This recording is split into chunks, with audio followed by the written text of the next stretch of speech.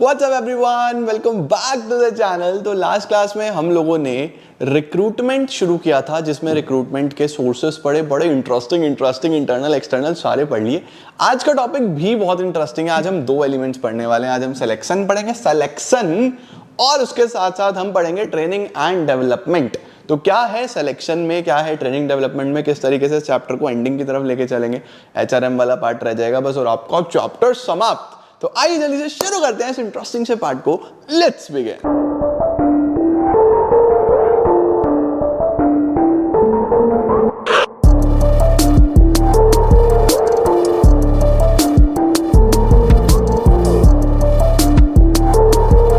तो आज की क्लास में हम लोग सबसे पहले पढ़ने वाले हैं सिलेक्शन के बारे में। अब देखो, मैंने आपको क्या बताया था, रिक्रूटमेंट एक पॉजिटिव प्रोसेस है, क्योंकि वो ज्यादा से ज्यादा लोगों को होप देता है कि हाँ यार मेरी जॉब लग सकती है। और सिलेक्शन क्या करता है, भाई साहब चलो बाहर, उतनों को जॉब मिलेगी जो रिक्वायर्ड है। तो selection is a process of choosing the most suitable candidate from the applicants for the various jobs. अब बहुत सारे लोग अप्लाई करते हैं, सिलेक्शन तो कुछ सेलेक्टिव लोगों का ही होगा ना, तो ये एक नेगेटिव प्रोसेस होता है। सर सिलेक्शन होता कैसे है? तो सिलेक्शन का एक प्रोसेस है जो हमें ये समझना है। ये पूरा सिलेक्शन का प्रोसेस है, ठीक है। सबसे पहले हमारे पास सिलेक्शन में होता है preliminary screening. Sir preliminary screening क्या होता है? तो देखो यार, प्रीलिमिनरी स्क्रीनिंग होता है कि लोगों को बाहर कर देना जिनकी बेसिक चीज़ें ही पूरी नहीं हो रही। जैसे हमने बोला कि 100 लोगों ने अप्लाई करा और हमने क्राइटेरिया रखा कि अब वही लोग आगे जाएंगे जो कम से कम ग्रेजुएट है। तो जो ग्रेजुएट नहीं होंगे वो पहले ही बाहर हो जाएंगे। हमने एक क्राइटेरिया रखा कि 22 साल से कम की उम्र के लोगों को हम नहीं लेंगे, तो जो 22 से कम होंगे वो पहले ही बाहर हो जाएंगे। तो एक बेसिक फॉर्म देख के सबसे पहले एक जो आपकी क्राइटेरिया पूरे नहीं करते वो लोग बाहर हो जाते हैं, उसको हम बोलते हैं प्रीलिमिनरी स्क्रीनिंग, ठीक है। तो प्रीलिमिनरी स्क्रीनिंग क्या है? Preliminary screening helps the manager of personal department to eliminate unqualified और misfit job seekers based on the information. Thus, scrutiny of application form is the first step. उसके बाद हमारे कुछ टेस्ट होते हैं। जो लोग प्रिलिमिनरी स्क्रीनिंग से पास होते हैं उनके टेस्ट होते हैं। उनके टेस्ट का मैंने मेमोरी टेक्निक क्या बनाया है? पति टेस्ट। क्या बनाया है? पति, PATII, पति टेस्ट होगा जी। अब तो पर्सनालिटी टेस्ट में क्लूज मिलते हैं फॉर पर्सन्स इमोशंस, उसके इमोशंस कैसे होंगे, रिएक्शंस कैसे होंगे, मैच्योरिटी लेवल कैसा होगा। तो इन टेस्ट से काफी ज्यादा पर्सनालिटी ओवरऑल पता चल जाती है। सबसे पहले होगा एप्टीट्यूड टेस्ट। सर एप्टीट्यूड मतलब, एप्टीट्यूड तुम लोग जब CUET एग्जाम दोगे उसमें भी होता है ना एप्टीट्यूड। तो एप्टीट्यूड बेसिकली चेक करता है आपका पोटेंशियल। क्या चेक करता है? पोटेंशियल। कभी भी एप्टीट्यूड आए याद रखना, पोटेंशियल, नई स्किल से एक इंसान कितनी जल्दी सीखेगा। तो it measures the individual potential for learning new skills. It indicates the person capacity to develop new skills. Such test are good indices of persons future success.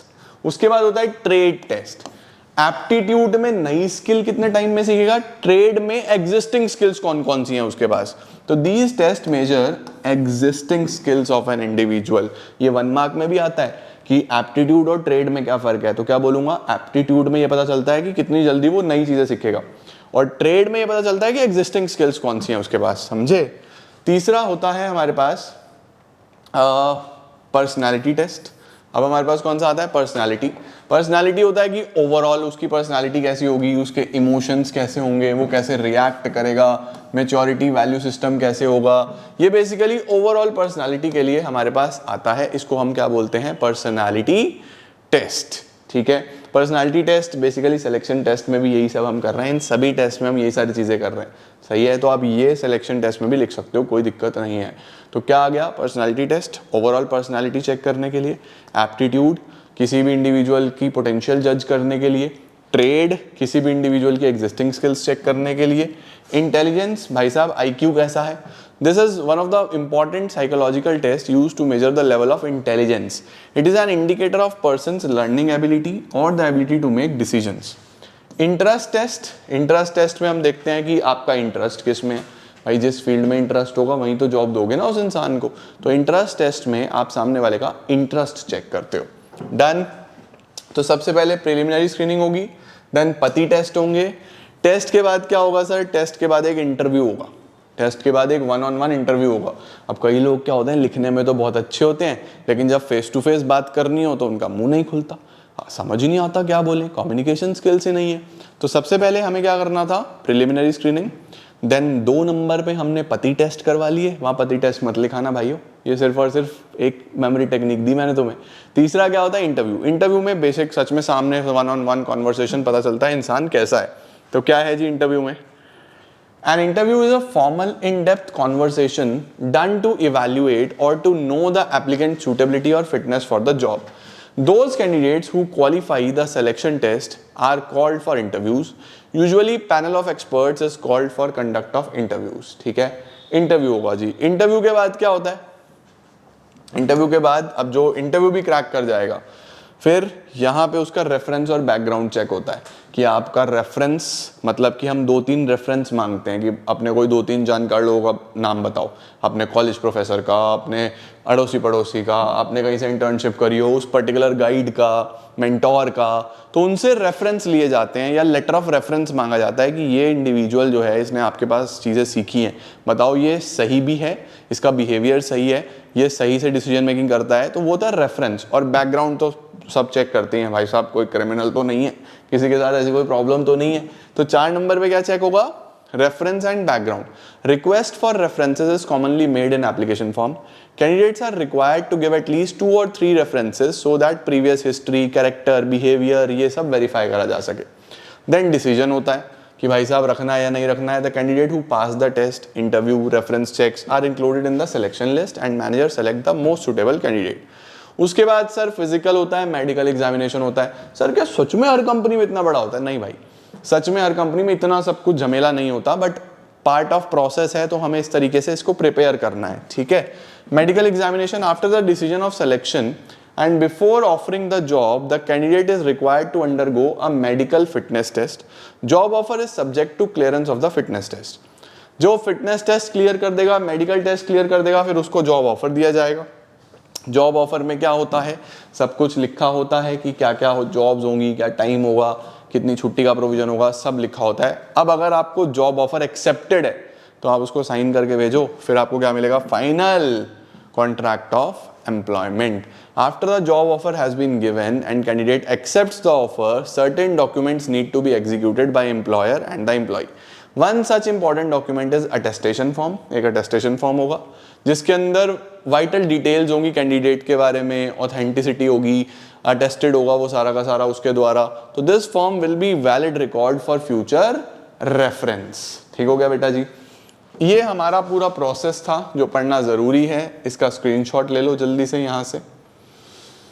ये हमारा प्रोसेस है और अब हम प्रोसेस के बाद कुछ छोटी छोटी चीज़ें पढ़ने वाले हैं, जैसे कि रिक्रूटमेंट में और सिलेक्शन में क्या फ़र्क है। रिक्रूटमेंट में आप सर्च करते हो, सिलेक्शन में आप चूज़ करते हो। स्टेज रिक्रूटमेंट पहला स्टेज है, उसके बाद फिर सिलेक्शन होता है ना। तो recruitment proceed the staffing function, staffing नहीं सिलेक्शन आएगा यहाँ पे, सिलेक्शन फंक्शन सिलेक्शन से पहले आता है। And selection always starts when recruitment ends. यहाँ पे स्टाफिंग की जगह सिलेक्शन कर लेना, यहाँ पे सिलेक्शन, यहाँ पे भी सिलेक्शन। ठीक है, नेचर रिक्रूटमेंट पॉजिटिव है, सिलेक्शन नेगेटिव है। कॉन्ट्रैक्ट ऑफ सर्विस, इसमें कोई भी कॉन्ट्रैक्चुअल रिलेशन नहीं होता, इसमें पूरा का पूरा प्रॉपर कॉन्ट्रैक्ट बनता है। एम ज़्यादा से ज़्यादा लोगों को इकट्ठा करना, एम एलिमिनेट करना जो हमारे लिए फिट नहीं है। ठीक है, प्रोसेस, रिक्रूटमेंट प्रोसेस बहुत सिंपल है, इसमें ऐसी कोई दिक्कत नहीं है। सिलेक्शन प्रोसेस कॉम्प्लेक्स है और काफ़ी हर्डल्स होती हैं जो मैंने आपको बता दी। सीक्वेंस प्रायर टू सिलेक्शन, वो आफ्टर रिक्रूटमेंट। ठीक है जी, स्क्रीनशॉट लो। अब हमारे पास टॉपिक आ रहा है जिसको हम लोग क्या बोलते हैं, ट्रेनिंग एंड डेवलपमेंट।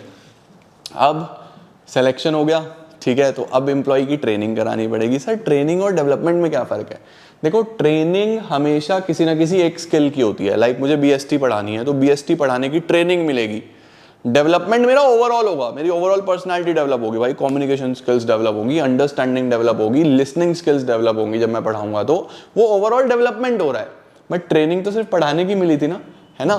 तो ट्रेनिंग क्या होता है? Training is practical education. Training equip the employee with required skill to perform a job. ठीक है, जबकि development refers to overall growth, it focus on personal growth, successful development of an employee. ठीक है, development is much wider in concept as compare to training. ये बड़ा concept है, training एक छोटा सा कॉन्सेप्ट है। क्या फायदे होंगे ट्रेनिंग के? क्या बेनिफिट्स होंगे?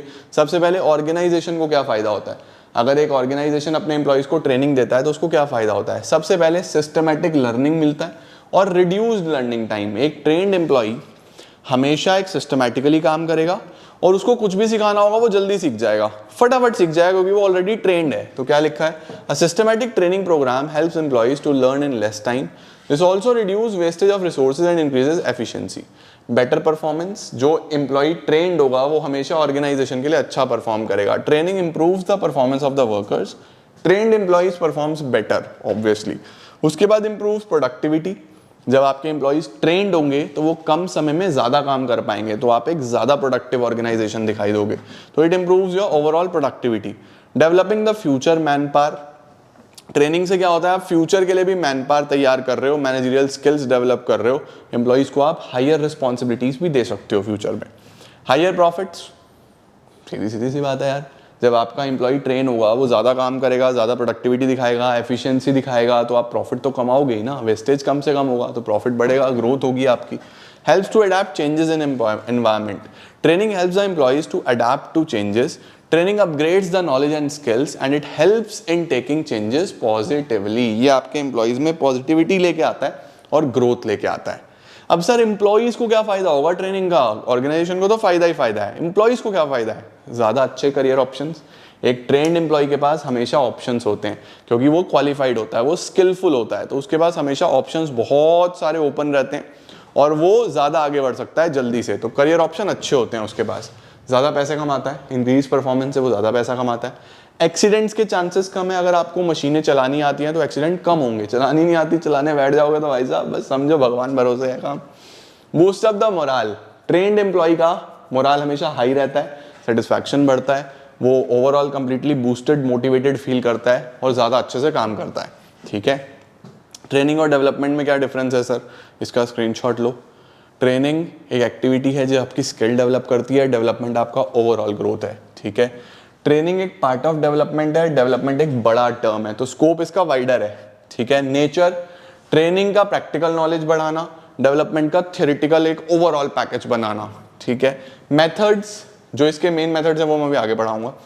पर्पस ट्रेनिंग का होता है परफॉर्मेंस इंप्रूव करना, डेवलपमेंट का होता है ग्रोथ इंप्रूव होना, overall growth.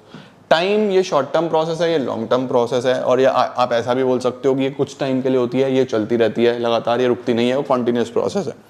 Initiative, superior initiative लेता है ट्रेनिंग देने के लिए, और वहाँ पे डेवलपमेंट तो खुद ही करना पड़ता है अपना, कोई आपका डेवलपमेंट नहीं करेगा। एक शॉर्ट टर्म प्रोसेस है और एक लॉन्ग टर्म प्रोसेस है। ठीक है जी।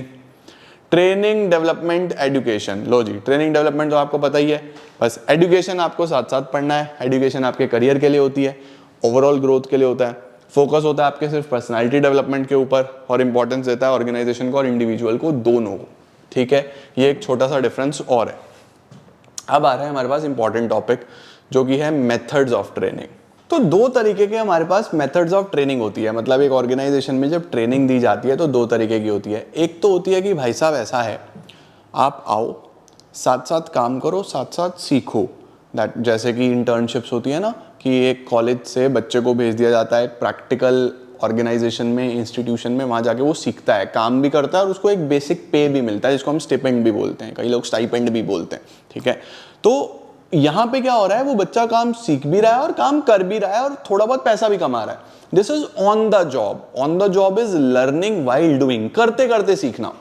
और एक तरीका होता है, हम उसको बोलते हैं भाई साहब पहले ट्रेनिंग मिलेगी, उसके बाद आप पैसा कमाओगे, उसके बाद आप बेसिकली प्रॉपरली काम कर पाओगे। लाइक फॉर एग्जाम्पल, मुझे अकाउंटिंग सीखनी है, तो मैं पहले टैली या बीजी एक बार बैठ के हाइपोथेटिकल एनवायरनमेंट में बैठूंगा, सॉफ्टवेयर्स पे कुछ डुप्लीकेट बिल्स के ऊपर बैठ के प्रैक्टिस करूंगा कि कैसे टैक्स इनवॉइस होगा, कैसे सेल इनवॉइस होगा, किस तरीके से एंट्रीज होती हैं। जब मैं सीख जाऊंगा तो मैं जॉब पे जाऊंगा। This is learning before doing. तो दो तरीके हैं, या तो करते करते सीख लो, learning while doing on the job. Learning before doing, पहले सीखो उसके बाद फिर काम मिलेगा, this is off the job. तो दो मेथड होते हैं, एक ऑन द जॉब, एक off the job. On the job क्या है? Employees are trained while they are performing the job, employees learn by doing. Off the job means to train employee by taking them away from the workplace, learning before doing. One of the oldest, most popular, widely and easiest method है ये। ठीक है. It is provided by experts either from within or from outside the organization. This training is provided through special seminars, classes, both theoretical and practical training is provided. Under this method, worker earns and learns. Earn और learn दोनों होगा इसके अंदर. By trial and error, गलती करता है, a person become trained. ठीक है. यहाँ पे क्या होता है, थोड़ा एक्सपेंसिव है और टाइम कंज्यूमिंग भी है क्योंकि पहले सिखाना पड़ता है फिर जॉब मिलती है, राइट. तो सबसे पहले हम ऑन द जॉब के मेथड्स पढ़ रहे हैं. ऑन द जॉब में क्या क्या आता है, सबसे पहले आता है अप्रेंटिसशिप. अप्रेंटिसशिप क्या है, मैं अभी अपने हेयर ड्रेसर के पास गया था एक हफ्ता पहले, तो मैंने देखा वहां पे एक छोटा चिंटू वो मास्टर हेयर ड्रेसर को बस देख रहा. मैं कुर्सी पे बैठ गया ऐसे, सपोज मैं यहाँ पे बैठा हूँ, मास्टर वर्कर इधर से यहाँ से कच कच कच कच कच कच बाल काट रहा है मेरे, और जो वो चिंटू है वो इधर खड़ा है, वो बस ऐसे देख रहा है बड़े ध्यान से कि क्या हो रहा है क्या हो रहा है. फिर जब वो मास्टर वर्कर इधर आया तो चिंटू इधर आ गया, वो ऐसे देख रहा है देख रहा है देख रहा है देख रहा है, और वो उसको बोलता है छोटे छोटे काम कर दो, टॉवल उठा दो, वॉशर उठा दो, ड्रायर उठा दो, सीजर्स उठा दो. वो छोटे मोटे इस तरीके से काम करता रहता है और वो देखते देखते देखते देखते एक्सपर्ट हो जाएगा. और उसको वो थोड़ा बहुत जाते हुए बर्गर के पैसे भी देता है, मोमोज के पैसे भी देता है, वो खुश हो जाता है. तो दिस इज, वो लर्न कर रहा है, learning while doing, this is on the job. ऐसे ही आप देखोगे कारपेंटर के साथ एक छोटा चिंटू चल के आ रहा होगा बैग लेके, इसी तरीके से प्लम्बर्स के साथ. तो जो भी लोग ये स्किल्ड जॉब में जाना चाहते हैं और काम करते करते सीखते हैं, उसको हम बोलते हैं अप्रेंटिसशिप. ये लगा दी देखो हमने Chintu. Apprenticeship programs put the trainee under the guidance of a master worker. This type of training is considered indispensable for such jobs which require high level of program skills and knowledge. People seeking to learn skilled trades or to become, for example, plumber, electrician, iron workers, उनको ये training चाहिए होती है. सही हो गया, बात समझ आया. अप्रेंटिसशिप क्या है. इसके बाद आता है हमारे पास इंटर्नशिप. इंटर्नशिप तो मैंने आपको भी बताया ही था कि जब कॉलेज से बच्चा किसी ऑर्गेनाइजेशन में प्रैक्टिकल अप्रोच सीखने के लिए जाता है, उसको हम इंटर्नशिप्स बोलते हैं. It is a joint programme of training in which educational institutes and business firms cooperate. Selected candidates carry on regular studies for the prescribe period. They also work in some factory और office to acquire practical knowledge and skills. जैसे हम लोग CA में articleship बोलते हैं, engineering में internships होती हैं. तो बच्चा पढ़ भी रहा है, बच्चा सीख भी रहा है, learning while doing. This is basically internship on the job method. ठीक है. तीसरा आता है हमारे पास इंडक्शन और ओरिएंटेशन. इंडक्शन ओरिएंटेशन में क्या होता है, बेसिकली इंट्रोडक्शन, बस सिर्फ जान पहचान करवाना. यहाँ पे सिर्फ आपके पास क्या होता है, एक एम्प्लॉय को ट्रेनिंग दी जाती है जहाँ पे उसकी जान पहचान कराई जाती है एग्जिस्टिंग एम्प्लॉयज के साथ. तो एम्प्लॉय ओरिएंटेशन और induction training is nothing but introduction of organisation, introduction of employee to the organisation. ये यहाँ पे है, introduction of organisation to the employee, एक ही बात है. It is a very short informative training given immediately after recruitment. It creates a feeling of involvement. थोड़ा सा उसको लगता है हाँ यार जानने पहचानने वाले हैं सारा. ड्यूरेशन काफी छोटा होता है, फ्यू आवर्स और फ्यू डेज. मेन ऑब्जेक्टिव होता है कि जो नया एम्प्लॉय है उसका परफॉर्मेंस अच्छा रहे, टाइम बचे, कॉस्ट बचे, उसको सब पता हो, और अच्छी अपॉर्चुनिटी मिलती है मैनेजमेंट को सोशलाइज करने की और इंट्रोड्यूस करने की नई एम्प्लॉय को. अब आ रहा है हमारे पास क्या, of the job. Of the job में बेटा जी एक ही चलता है जिसको हम बोलते हैं वेस्टिब्यूल स्कूल. वेस्टिब्यूल स्कूल में क्या होगा, जैसे मैंने आपको बताया, फॉर एग्जांपल ये कब चलता है, अगर कोई सोफिस्टिकेटेड, कोई बहुत महंगी मशीनें इन्वॉल्व हैं. तो इसमें क्या होता है, एक डेमो मशीन पे पहले एम्प्लॉय को सिखाया जाता है, लर्निंग बिफोर डूइंग. पहले उसको प्रैक्टिस करवाई जाती है, पर वो जब सब सीख जाता है उसके बाद उसको ओरिजिनल मशीन पे बिठाया जाता है, नहीं तो भाई बहुत नुकसान कर देगा, है ना. तो क्या होता है, under this method organisation establish a separate department of training in the factory, या फैक्ट्री से दूर भी बन सकता है, अवे फ्रॉम वर्क प्लेस भी बन सकता है. Here actual working conditions are provided to the workers. Workers learn the use of machine, पहले सीखता है, equipments, material, under supervision of trainers. Only after successful completion of training, workers are put on the real job. This method of training is advisable where workers require specialized type of skills and job is very very difficult or technical. ठीक है, तो इसको बोलते हैं vestibule school. तो of the job में एक ही है, वेस्टिब्यूल स्कूल या वेस्टिब्यूल ट्रेनिंग.